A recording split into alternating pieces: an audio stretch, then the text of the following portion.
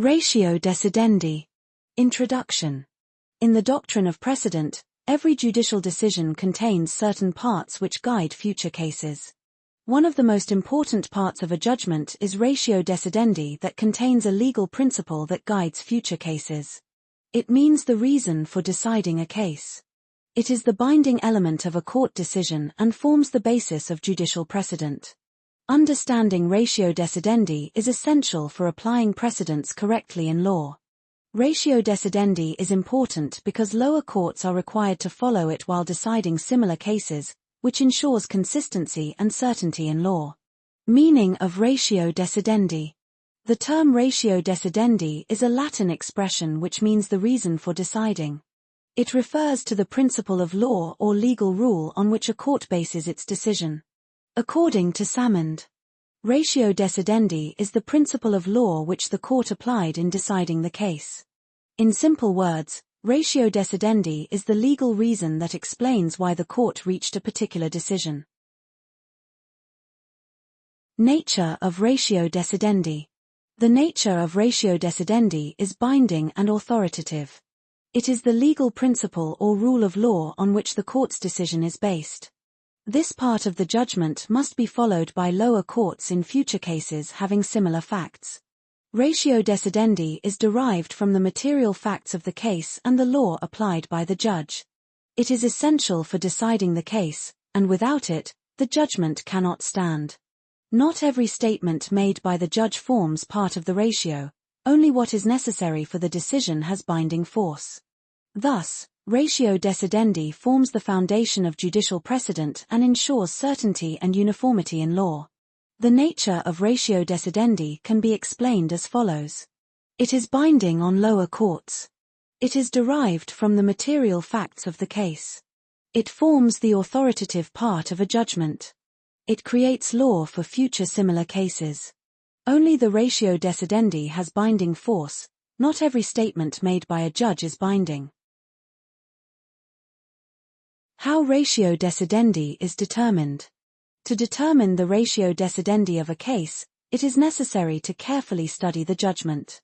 First, the material facts of the case must be identified, because the ratio is always based on facts that are essential for the decision. Second, the legal issues or questions decided by the court should be noted. Third, the rule of law applied by the court to those facts must be identified. Finally, the reasoning of the judge which leads to the final decision is examined. The legal principle which is necessary to decide the case and without which the decision would have been different is the ratio decidendi. Statements not essential to the decision do not form part of the ratio. To find the ratio decidendi of a case, the following must be examined. Material facts of the case. Issues involved. Legal principles applied by the court. Final decision of the court. The rule of law which is necessary to decide the case constitutes the ratio decidendi. Importance of ratio decidendi. The ratio decidendi is important because it forms the binding part of a judicial decision. It must be followed by lower courts in future cases having similar facts, which ensures certainty and uniformity in law. Ratio decidendi helps in preventing arbitrary decisions by judges and promotes equality before law, as similar cases are decided in the same way. It also saves time and effort of courts, since settled legal principles can be easily applied. Thus, ratio decidendi plays a vital role in the development and stability of the legal system. Ratio decidendi plays a vital role in the legal system. It ensures certainty and uniformity in law. It prevents arbitrary judicial decisions. It helps lower courts decide cases efficiently. It promotes equality before law, as similar cases are decided alike. It contributes to the development of law through judicial decisions. Ratio decidendi and obiter dicta. Distinction. Ratio decidendi and obiter dicta are two important parts of a judicial decision, but they differ in nature and effect. Ratio decidendi means the reason for deciding the case and contains the principle of law on which the judgment is based. It is binding on lower courts and must be followed in future cases having similar facts. Obiter dicta, on the other hand, are remarks or observations made by the judge which are not necessary for deciding the case. They do not have binding force but have persuasive value, especially when made by higher courts. Thus, ratio decidendi creates a binding precedent, while obiter dicta only guide and influence future judicial decisions. Ratio decidendi must be distinguished from obiter dicta. Ratio decidendi is the binding principle of law. Obiter dicta are incidental remarks made by judges which are not necessary for deciding the case and are not binding, though they may have persuasive value. Examples of ratio decidendi. Some well-known cases clearly explain the concept of ratio decidendi. Donahue v. Stevenson. The ratio decidendi in this case was that a manufacturer owes a duty of care to the consumer. This principle became the foundation of modern tort law relating to negligence. Kesavananda Bharati v. State of Kerala. The ratio decidendi was that the basic structure of the constitution cannot be amended by Parliament, even though it has wide amending powers. Ravi Chanda v. Justice A. Bhattacharjee.